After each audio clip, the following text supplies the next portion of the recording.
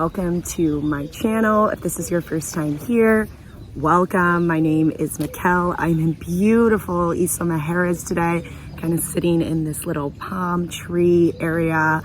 What I'm going to do today is I'm going to tell you guys a little bit about co-livings, my experience staying in them, and just kind of my overall thoughts. I'm also going to link below my favorite ones if you want to go ahead and check them out. So a co-living is basically housing for people that work online. One that you may be kind of familiar with is Selena. So what will happen is you show up and you have a place to live, and then usually you have somewhere to work. So this could be a cafe or a office. Now the idea kind of behind co-livings is to be around other people that are working and traveling.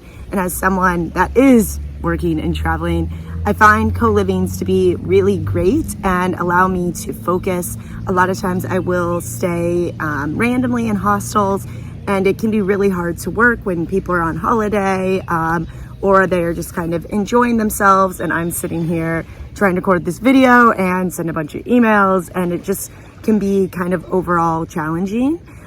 So co-livings are really great for getting things done. Now, to talk a little bit about the different co-livings that I've stayed in. So the first one I'm going to talk to you guys about is one that is in Ericeira, Portugal. So it is a surf house. So when you get there, you're going to have a view of the ocean and kind of a living room space for you to work. There's about 8 rooms in there. So it makes for 8 people to be staying there in total, and it is kind of further away from the town. So this type of co-living is definitely one if you want to go and kind of isolate yourself out a little bit and not have so much hustle and bustle. When I was living in Ericeira, I was really looking to just chill.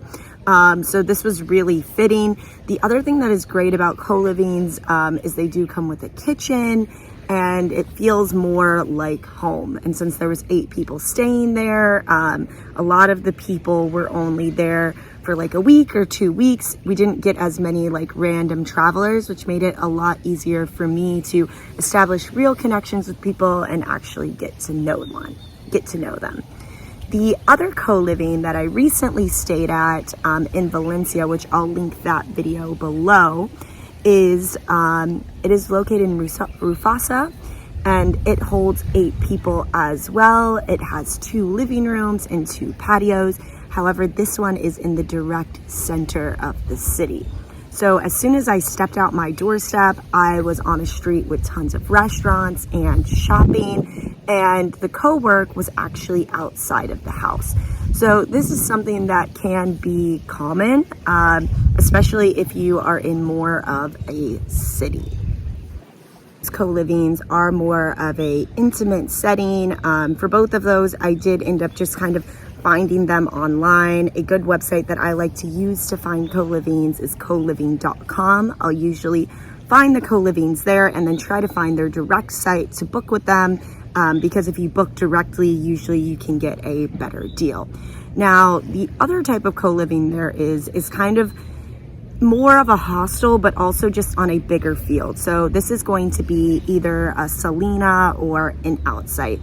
So you're going to have the option of having the dorm rooms like you do in a regular hostel, and you're going to still have some of the elements of the hostel, like the shared communal spaces and stuff.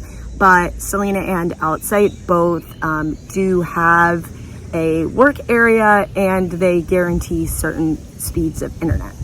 Now, I recommend doing an outsite or a Selena if you are new to traveling, new to digital nomading, and you're not exactly sure what to expect. You don't really know anyone, and you need to know for a fact that you're going to have good internet. So I recommend doing these if you really want to meet people, and you want to know for a fact you're going to be able to get your work done. Over the past kind of 3 years, I have stayed at about 6 different Selenas. Honestly, they really are hit and miss. Some of them, the one in Peru is amazing.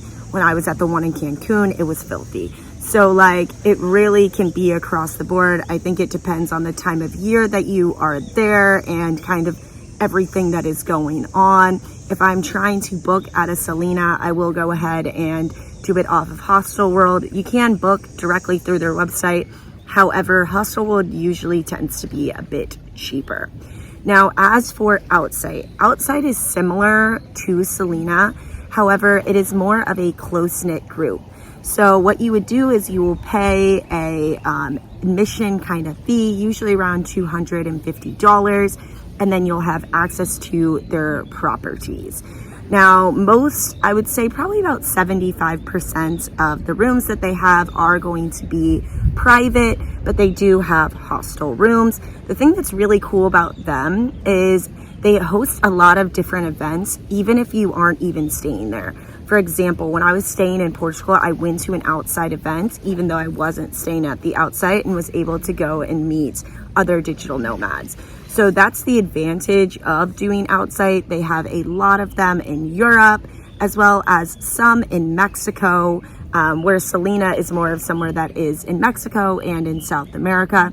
Selena does tend to have some events, but not as much as the Outsite and not as much community.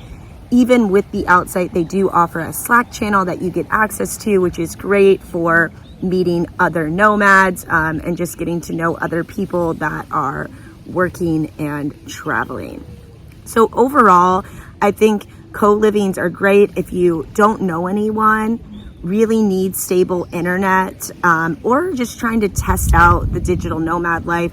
As I mentioned, hostels can be a bit overwhelming. I think when people first try out this lifestyle, their first thought is to go to hostels, or at least that's what mine was. At the time, it was the most affordable option, and I figured it was the best way for me to meet people. However, I soon learned it's very distracting and can be really hard to focus. So I really try to limit my time in hostels. And if I do go to a hostel, I get a private room just so that I can have my own space. What I'm going to do here is link my favorite hostels and that type of thing. I hope that you guys have found some value in this and it inspires you to kind of go out and travel. See you guys soon. Bye.